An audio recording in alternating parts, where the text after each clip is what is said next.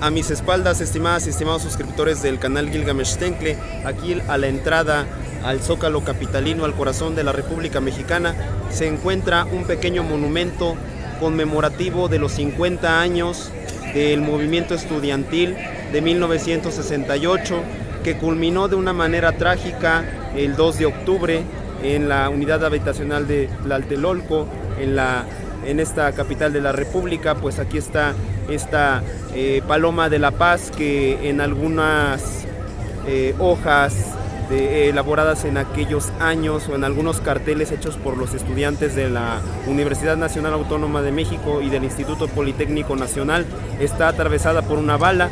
Pues aquí este gobierno pues busca rescatar la memoria histórica, y pues aquí está 1968, 2 de octubre, no se olvida, fue el ejército y fue el Estado. Todas y todos recordamos que uno de los movimientos sociales más imprescindibles y más importantes de la historia contemporánea de México fue el movimiento estudiantil de 1968.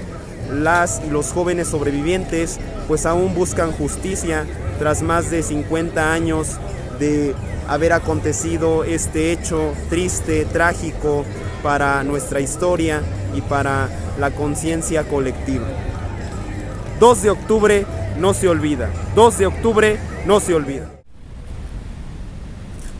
En el verano de 1968, estudiantes de la Universidad Nacional Autónoma de México y del Instituto Politécnico Nacional, inspirados por el Mayo francés y también por la movilización de otros estudiantes en Estados Unidos, España, Francia, Alemania, Inglaterra, etc. En México, recordemos que estaba gobernando el partido hegemónico, el PRI, Partido Revolucionario Institucional, el cual estaba encabezado en aquellos momentos por Gustavo Díaz Ordaz. ¿Quién era Gustavo Díaz Ordaz? Díaz Ordaz era oriundo del estado de Puebla y también se había caracterizado por ser un gobernante al servicio de la CIA y de los servicios secretos de Estados Unidos. Recordemos que estamos en el marco de la Guerra Fría. La Guerra Fría fue un conflicto post-Segunda Guerra Mundial en el que Estados Unidos representaba el sistema capitalista y la Unión Soviética representaba la tendencia comunista. Entonces, en México esas ideas llegaron a través de ideólogos como Herbert Marcuse, así como los intelectuales de la Escuela de Frankfurt, entre otros. Pero la situación política de México tenía sus propias peculiaridades. ¿Cuáles eran esas peculiaridades? El gobierno federal de Díaz Ordaz había reprimido en años previos el movimiento de los ferrocarrileros, el movimiento de los médicos y también de los electricistas. Así que levantar la voz en las calles, publicar algo que cuestionara al poder gubernamental o tan siquiera decir alguna crítica era un objeto de represión, desapariciones forzadas, llevado a la cárcel o suprimido en la prensa. Los jóvenes de 1968 pedían el inmediato liberamiento de sus compañeros encarcelados en aquel partido de fútbol americano que ya habíamos platicado anteriormente. En el mes de agosto de 1968 se movilizaron hacia el Zócalo y colocaron una bandera rojinegra, generando así la incertidumbre y también la molestia de ciertos grupos o élites muy cercanas al gobierno de Díaz Ordaz.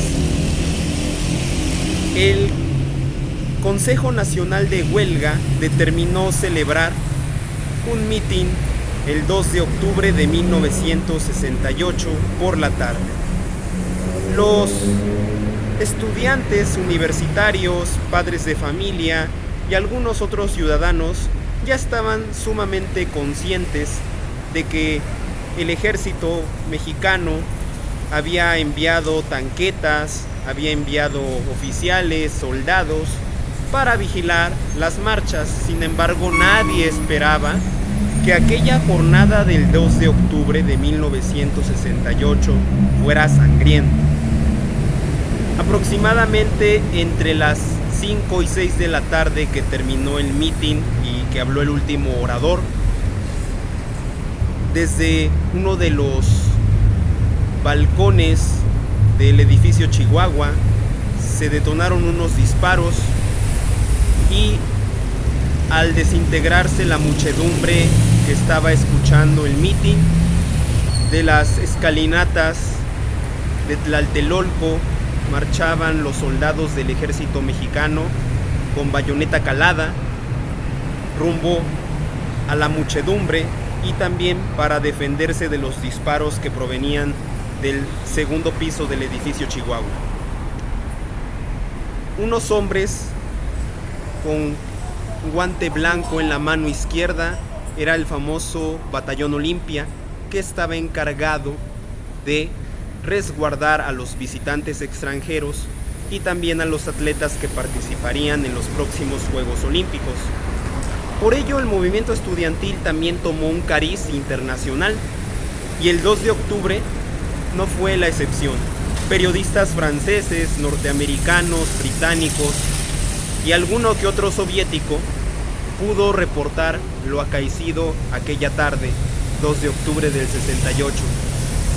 Muchos jóvenes fueron remitidos a la penitenciaría de Lecumberri, otros tuvieron que resguardarse en su casa durante 2, 3, 4, 5 semanas, otros más radicales determinaron irse a la sierra para continuar la guerrilla y el gobierno posterior a Díaz Ordaz continuó una estrategia denominada la Guerra Sucia, de las cuales fueron mártires Lucio Cabañas, Isidro Burgos y otros elementos disidentes que estaban en contra del gobierno hegemónico del PRI y de las garantías que se habían roto. 2 de octubre, no se olvide.